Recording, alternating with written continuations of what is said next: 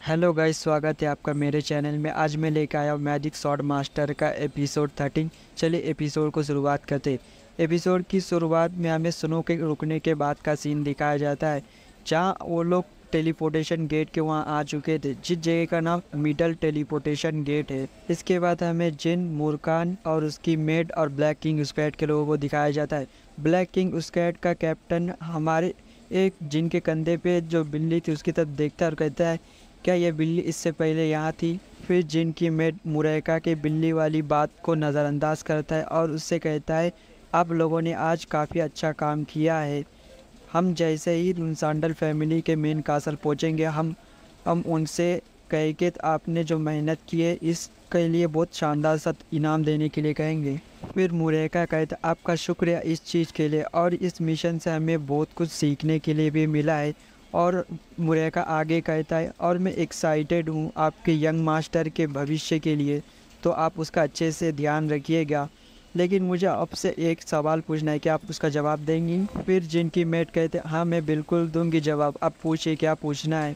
फिर मुरैका पूछता है, तुम्हारे जैसा मैकलॉरेन फैमिली का कमाल का टैलेंटेड शख्स मैकलॉरेन फैमिली को छोड़कर रुनसांडल परिवार में इस बच्चे की नैनी बनकर क्यों है? दोस्तों, मैकलॉरेन फैमिली भी लगता है काफ़ी कमाल की और बड़ी फैमिली है, और गिली उस परिवार की क्या है इस बारे में ज़्यादा कुछ बता नहीं रहा, जो आगे पता चलने पर मैं आपको बता दूंगा। फिर जिनकी मेट मुरैका से कहती है, ये इतना खास नहीं है कि मैं इस बारे में बात करने के लायक भी इसे बना सकूं।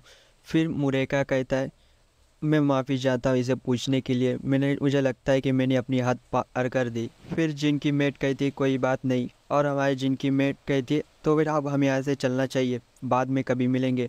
और वहाँ से टेलीपोर्टेशन गेट जिस घर के अंदर है उस घर की तरफ चले जाते हैं, और ब्लैक किंग स्क्वाड का कैप्टन और उनके लोग वहीं पर खड़े रह जाते हैं। इसके बाद हमें अंदर का सीन दिखाया जाता है। वहाँ का जो रिसेप्शनिस्ट होता है वो कहता है, स्वागत है आपका मेटल टेलीपोर्टेशन गेट में।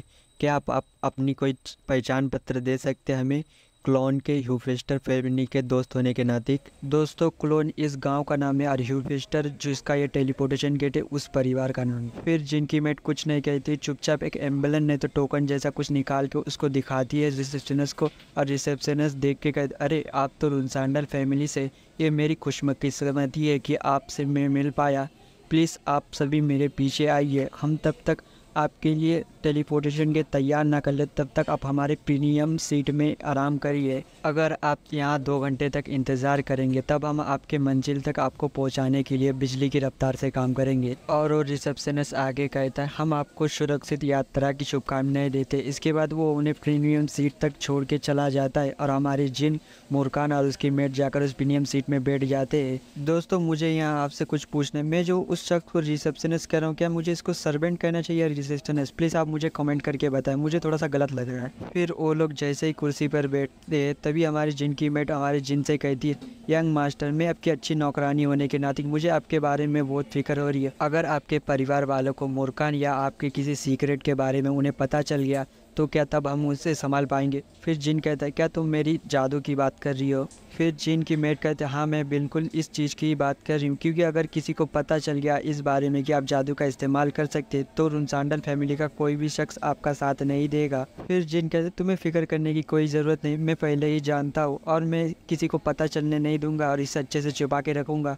और हमारा जिन अपनी मेट से ऐसे ही कुछ बातें कर रहा था, तभी उन्हें पीछे से किसी के आने की कदमों की आवाज़ सुनाई देती है, तो वो लोग पीछे मुड़ते हैं। इसके बाद हमें पीछे का सीन दिखाया जाता है, जहां हमें सबसे पहले एक निशान को दिखाया जाता है। जिन उस निशान को देखकर कहता है, ये गोल्डन ड्रैगन की निशानी जिफल फैमिली का सिंबल है। इसके बाद हमें एक छोटा लड़का और उसके 2 बॉडीगार्ड को दिखाया जाता है। फिर वो लड़का हमारे जिन के सामने वाले सीट में आकर बैठ जाता है, और हमारा जिन जैसे उस लड़की की तरफ देखता है, तो हमारा जिन कहता है, ये कौन है, ये मुझे इतना जाना पहचाना क्यों लग रहा है? फिर वो वाइट बाल वाला लड़का घमंडी अंदाज में कहता है, मुझे ऐसा लग ही रहा था कि आज मुझे यहाँ नहीं आना चाहिए, क्योंकि मुझे लगा ही था कि यहाँ कुछ मुझे बेकार के लोग दिखने के लिए मिल सकते। हमारा जिन उस लड़की की यह बात सुनकर कुछ नहीं कहता, लेकिन जिनकी मेट थोड़ी गुस्सा हो जाती है, लेकिन वो भी कुछ नहीं कहती। और हमारा मुरकान गिली के गोद से उतरकर उस लड़के के पास चला जाता है और म्याऊं म्याऊं करता रहता है। फिर वो लड़का जैसे ही हमारे मुरकान को देखता है और कहता है, अरे लेकिन तुम्हारी बिल्ली बहुत क्यूट है। और मुर्कान को छूने के लिए अपना हाथ आगे बढ़ाता है। वो जैसे ही अपना हाथ मुर्कान के करीब लेके जाता है, मुर्कान गुस्सा हो जाता है और उसके हाथ पे नाखून मार के वहाँ से भाग जाता है। फिर उसके जो दो बॉडीगार्ड रहते वो कहते हैं, यंग मास्टर क्या अब ठीक है? फिर वो लड़का कहता है, यहाँ सब कुछ ठीक है, वो सिर्फ एक बिल्ली थी। मुझे ऐसा लगता है कि मैंने शायद उसे गुस्सा दिला दिया होगा, इसलिए उसने मेरे ऊपर हमला किया। और वो लड़का आगे कहता है, तुम्हें अपनी तलवार निकालने की ज़रूरत नहीं है, क्योंकि मुझे नहीं लगता कि रुनसांडल फैमिली के इन लोगों ने कुछ किया होगा इसमें। और हमारे जिन की तरफ देखता है, लेकिन हमारा जिन और उसकी मेट सब शांति से अपना अपना काम कर रहे थे, इसकी बातों पर ध्यान भी नहीं देते। फिर ये लड़का कहता है, मैंने जब से इन लोगों को देखा तब से मुझे काफ़ी बेचैनी हो रही थी, इसलिए मैं कब से इन लोगों को परेशान करने की कोशिश कर रहा था, लेकिन इन्हें तो कोई फ़र्क ही नहीं पड़ रहा है। लगता है रुनसांडल परिवार का यंगेस्ट मास्टर बहुत शांत मिजाज का है।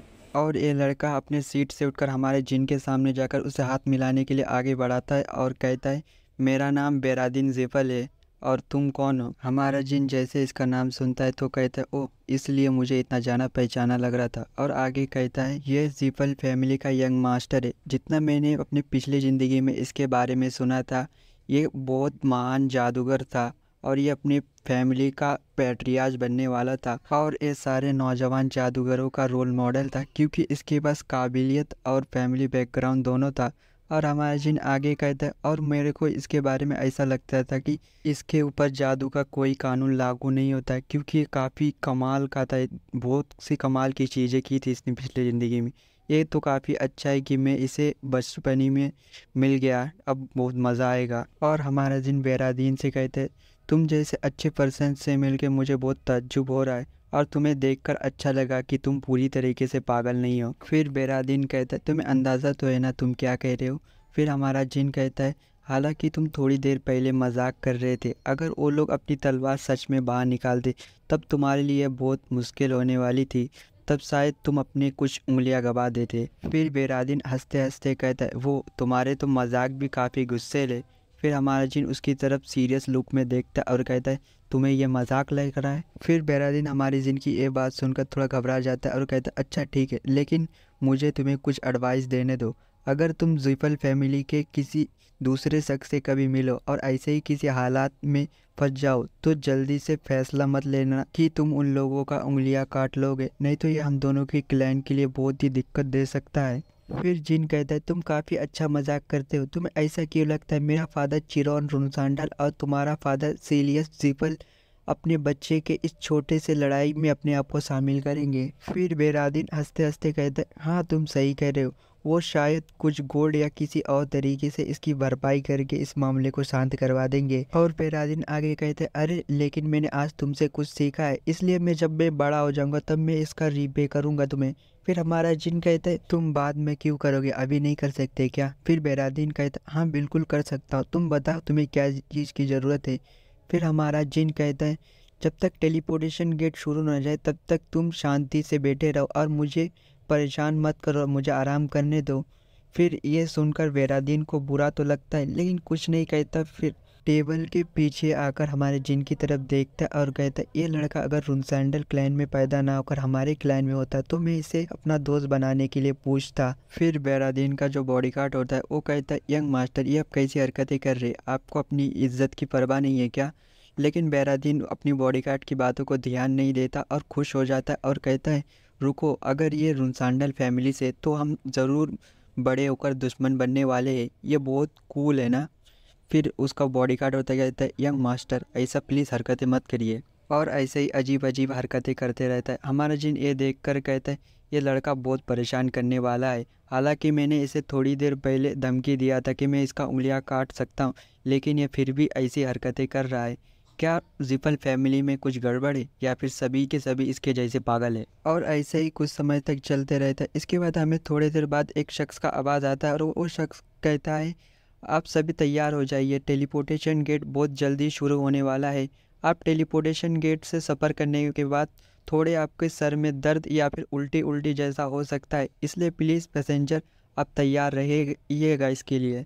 इसके बाद जिन और बेरादीन जहाँ बैठे थे उन लोगों के ऊपर एक ब्लू कलर का बड़ा सा क्रिस्टल आता है और उसमें से एक ब्लू लाइट निकलकर इन लोगों के ऊपर गिरता है, जिससे टेलीपोर्टेशन गेट शुरू हो जाता है।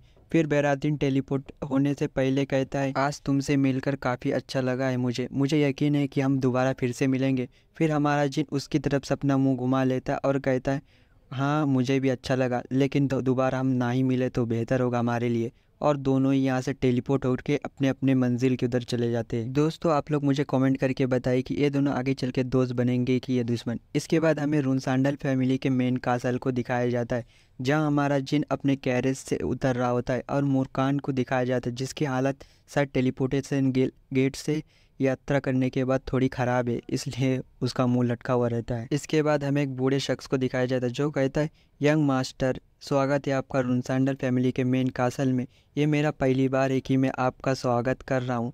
मैं यहाँ का सेकंड हाउसकीपर पेड्रो हूँ। मुझे यकीन है कि आपको यहाँ तक आने के लिए बहुत सी दिक्कतों का सामना करना पड़ा होगा, इसलिए मैं आपको पूरी इज्जत के साथ स्वागत करता हूँ रुनसांडल फैमिली के मेन कासल में। इसके बाद पेड्रो इन लोगों को महल के अंदर लेके जाता है, जहाँ सबसे पहले हमें गार्डन को दिखाया जाता है, जिस गार्डन का नाम सॉर्ड गार्डन है। फिर पेड्रो सॉर्ड गार्डन के बारे में बताने लगता है। पेड्रो कहता है, यहाँ सिर्फ वही लोग अपनी तलवार रख सकते हैं जिन लोगों ने रुनसांडल फैमिली के कामयाबी और उसकी खुशहाली के लिए अपना योगदान दिए है। अगर मैं दूसरे शब्दों में कहूँ तो यहाँ अपनी तलवार रखना रुनसांडल फैमिली के हर किसी शख्स का सपना है और इज्जत की बात है। फिर हमारा जिन अपने मन में कहता है, यहाँ अपनी तलवार को गाड़ना ये मेरा भी सपना था पिछली ज़िंदगी में, लेकिन मैं बहुत कमज़ोर था, मेरे पास कोई काबिलियत भी नहीं थी और ना ही मैं वहाँ का लीडर था, तो फिर वाला मेरी तलवार को यहाँ कैसे गाड़ सकते थे।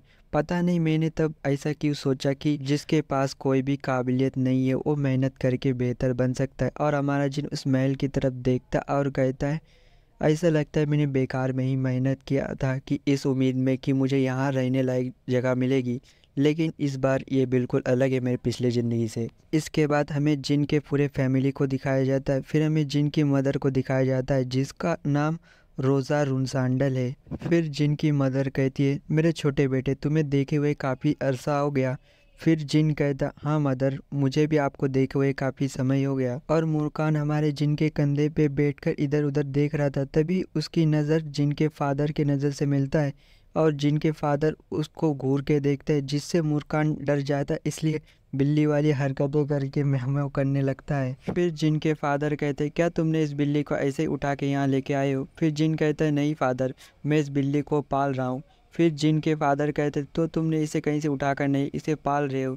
चलो सही है कि तुमने सही से जवाब दिया, क्योंकि जब रुनसांडल फैमिली के किसी शख्स को कुछ मिले तो उसे सही से इस बारे में जवाब देना चाहिए। ये सुनकर पता नहीं क्यों जिन के भाई बहन सब डरावने लुक में हमारे जिन को देखने लगते, ये तो मुझे समझ में नहीं आया दोस्तों।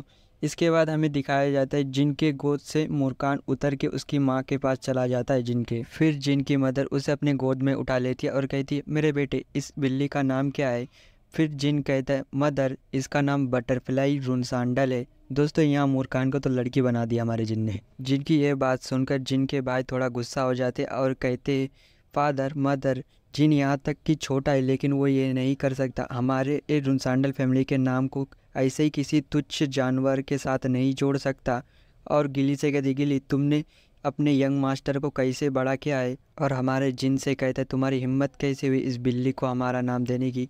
फिर गिली कहते, आई एम सॉरी मैं माफ़ी चाहती हूँ इसके लिए। जिनके फादर यहाँ के ऐसे माहौल को देख के सबको शांत करवा देते और हमारे जिन से कहते, तुम इस बिल्ली को हमारा नाम क्यों देना चाहते हो? फिर जिन कहता है, क्योंकि इस बिल्ली की जिम्मेदारी मेरी है। हालांकि ये सिर्फ एक जानवर है, लेकिन ये मेरे ज़िंदगी का सबसे पहला दोस्त है, इसलिए मुझे ऐसा लगा कि इसे भी मेरे फैमिली का नाम देना चाहिए। फिर जिन के फादर कहते, तुमने काफ़ी अच्छा जवाब दिया है, लेकिन क्या तुम्हें रुनसांडल फैमिली के नाम की कीमत के बारे में पता है? फिर हमारा जिन कहता है, हाँ फादर मैं जानता हूँ, अगर किसी ने बटरफ्लाई का इंसल्ट किया तो उसे इसका कीमत चुकाना होगा। फिर जिन के फादर कहते, मेरे बेटे जिन मुझे ऐसा लगता है कि तुम अपने भाइयों को ही अपना दुश्मन बनाओगे, क्योंकि तुम उन लोगों को देखो, उनको देखकर ही ऐसा लग रहा है कि वो तुम्हारे दुश्मन बन चुके हैं। और हमारा जिन अपने भाइयों की तरफ देखता है, जिन जैसे अपने भाइयों की तरफ देखता है, वो देखता है कि उसके सारे भाई बहन बहुत गुस्से में उसकी तरफ देख रहे थे।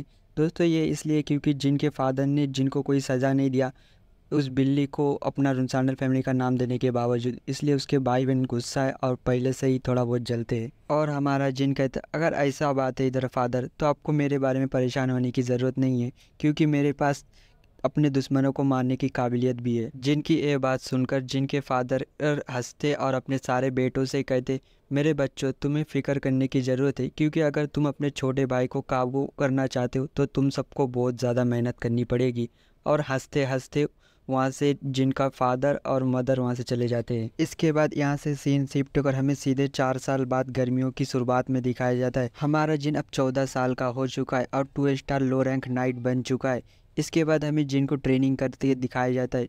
जिन जिस शख्स का ट्रेनिंग कर रहा था वो शख्स कहता है, यंग मास्टर आज आपने बहुत ज़्यादा मेहनत कर ली है, इसलिए हमें आज की ट्रेनिंग यहीं पर ख़त्म कर देना चाहिए। दोस्तों इस शख्स का नाम गारोन अल्टेमिर है, जो फ़िलहाल हमारे जिन का टीचर है। फिर जिन कहता है तो फिर ठीक है, हम बाकी की ट्रेनिंग कल सुबह करेंगे। फिर गारोन कहता है, आज तो तुम्हारा लेडी लूना के साथ ट्रेनिंग था तो फिर तुम क्यों नहीं गए। लेकिन जिन कुछ नहीं कहता, इसलिए गारोन कहता है, लगता है शायद तुम भूल गए होगे। फिर जिन कहता है तो फिर अगर आपको और कुछ नहीं कहना तो फिर मैं कुछ खाने के लिए जा रहा हूँ। और हमारा जिन अपनी तलवार को रख के खाने के लिए जा रहा होता है, तभी एक गारोन कहता है, आज फिर से आप अपनी मदर के साथ खाना ना खाकर इन मामूली लोगों के साथ खाना खाएंगे, इससे तो आप अपनी मदर को गुस्सा दिला देंगे। फिर जिन कहता है, सब कुछ ठीक है, मैं अपने भाइयों के उस घूरने के प्रतियोगिता में अपने आप को शामिल नहीं करना चाहता, मैं बस आराम से खाना खाना चाहता हूँ।